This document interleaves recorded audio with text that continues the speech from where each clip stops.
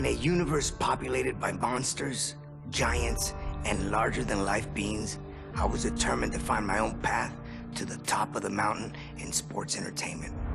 I wasn't gifted with superhuman size or strength, but I did have an insatiable thirst to learn, the physical gifts to take to the air, and an uncle who was more than happy to give me the tools needed to become one of the greatest competitors to ever lace up a pair of boots.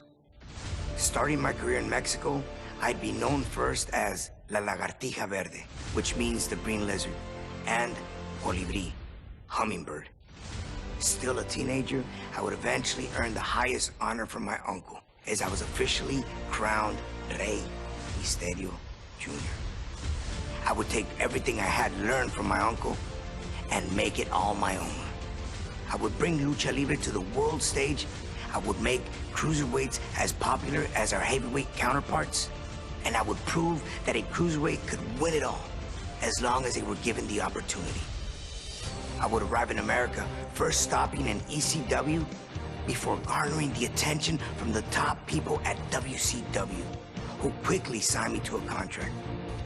With my foot in the door, it was just a matter of time before I took over the world of sports entertainment.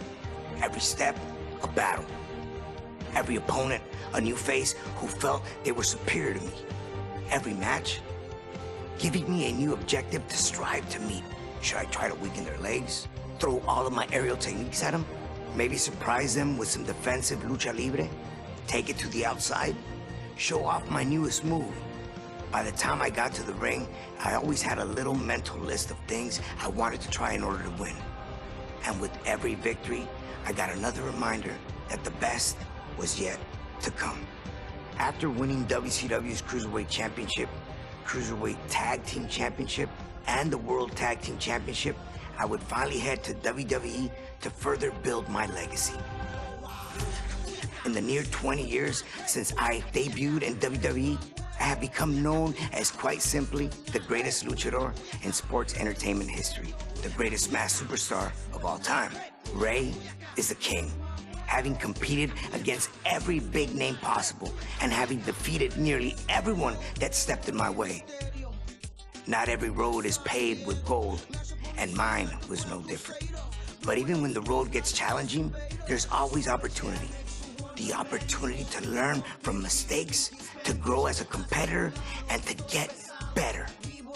I may not have had my hand raised every time out, but there's never been a time where I didn't leave the ring better than when I entered.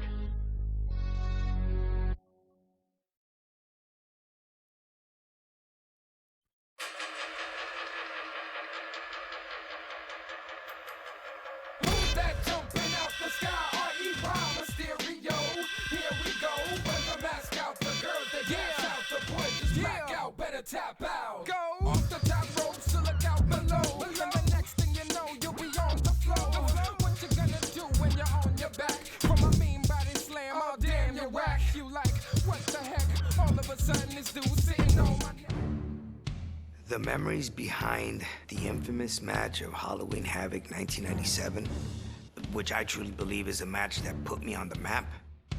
I was a big fan of Eddie growing up, so to be able to forward all these years and then eventually share the ring with him was incredible. It was an honor for me to face one of the Guerreros. Overall, that match was highly important for me. The fact that I could become Cruiserweight Champion that night and defend my mask, not have to be unmasked. You know, that was something that was really in the back of my mind. I just didn't want to go through that. They were trying to take off every luchador's mask one by one, and I was on the list. So you could only imagine the stress that had built up. And for us luchadores, it's a very prized possession. You know, this is something that I've carried since 1992. We both know, Eddie and I, what the mask means to us that carry it. So he knew what was at stake. I would never give him the satisfaction of taking my mask. Never.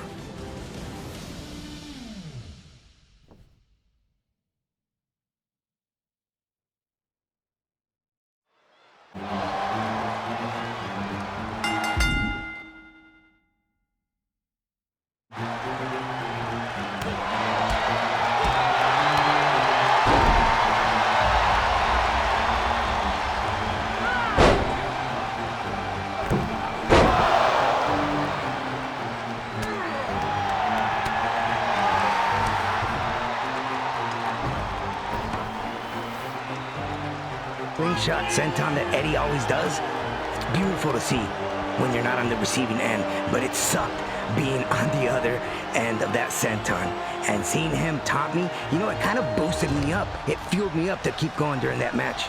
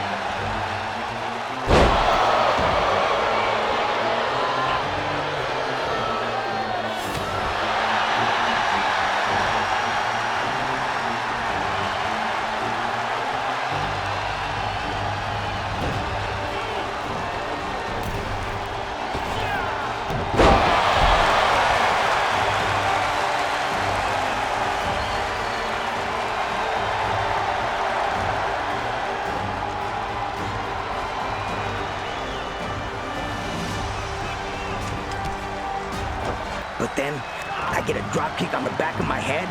I was starting to really wonder if I'd be able to win this thing, and was really getting desperate.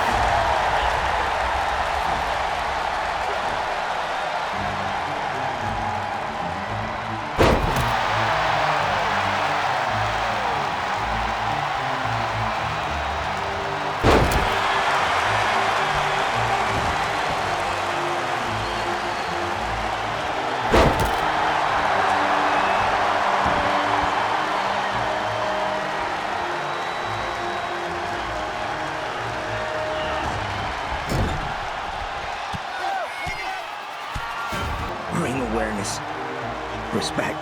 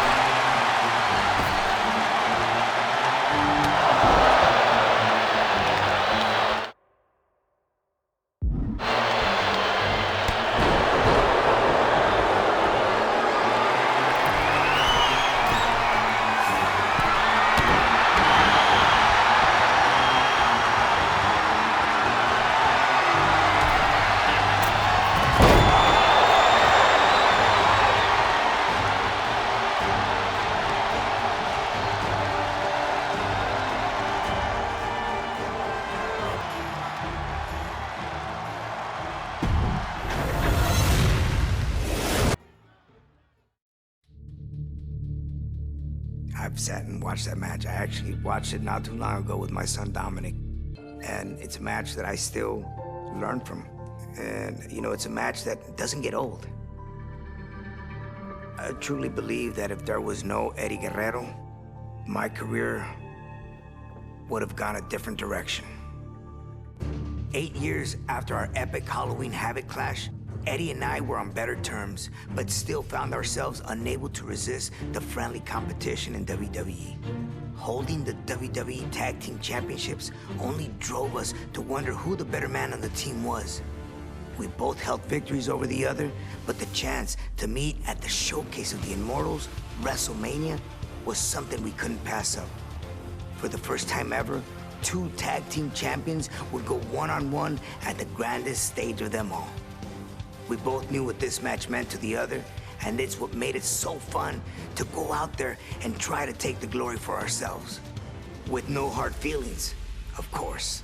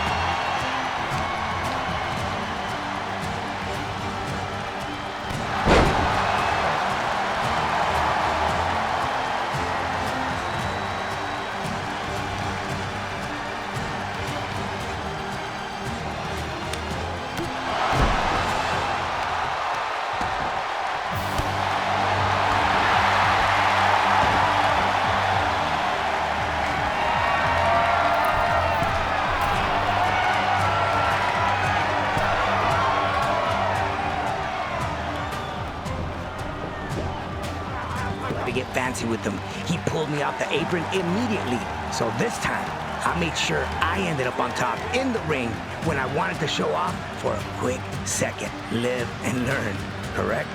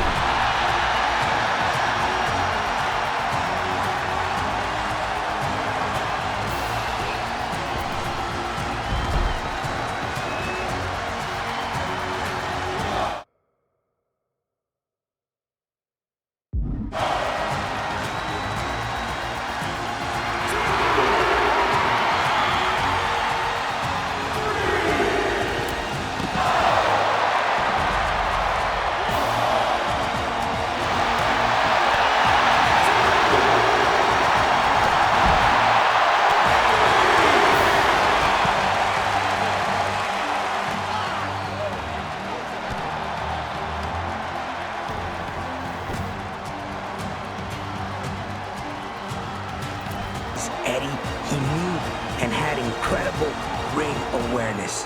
Another backbreaker. I was really wondering if this was just not gonna be my night.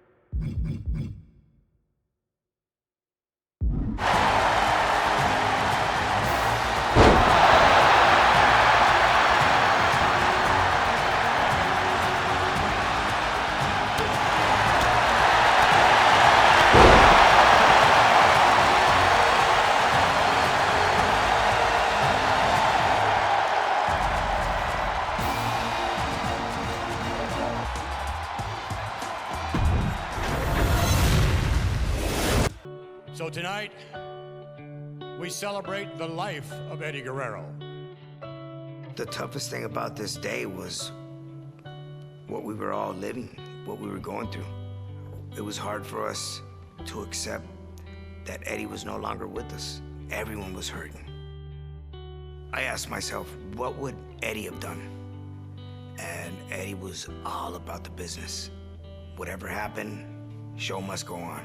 I did expect to wrestle Shawn one day, just not under those terms. One of the greatest legends in WWE history. He has a lot of respect for this business and for the superstars that are up and coming.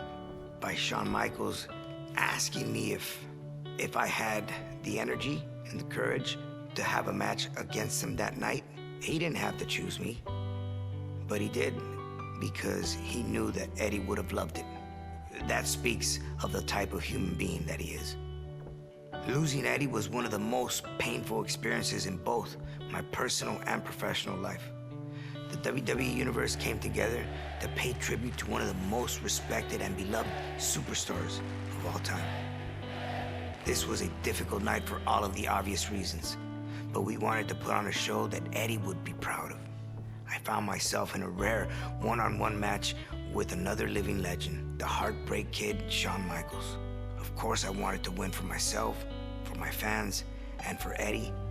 And while Shawn was also grieving, I knew that he would still give me everything he had, just as Eddie would have wanted.